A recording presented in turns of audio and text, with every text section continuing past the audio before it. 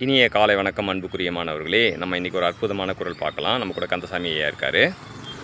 இழுக்காமை யார் மாட்டும் என்றும் வழுக்காமை வாயின் அது ஒப்பது இல்.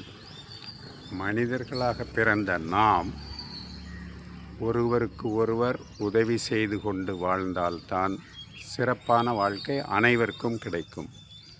அதுபோல ஒவ்வொருவரும் தன்னுடைய நண்பர்கள், உறவினர்கள், தனக்கு உதவி செய்கின்றவர்கள் என்று யாவரிடத்தும் வேறுபாடு கருதாமல் அவருக்கு தக்க நேரத்தில் தேவையான உதவிகளை செய்து அந்த கடமையிலிருந்து தவறாமல் நாம் வாழ்ந்தோம் என்றால் நமக்கு கிடைத்தற்கரிய நன்மைகளெல்லாம் கிடைத்து வாழ்வில் சிறப்பாக வாழ முடியும். எனவே அனைவரும் மற்றவர்களுக்கு உபகாரம் செய்வதையே குறிக்கோளாக கொண்டு வாழ்தல் அனைவருக்கும் நன்மையை பயக்கும்.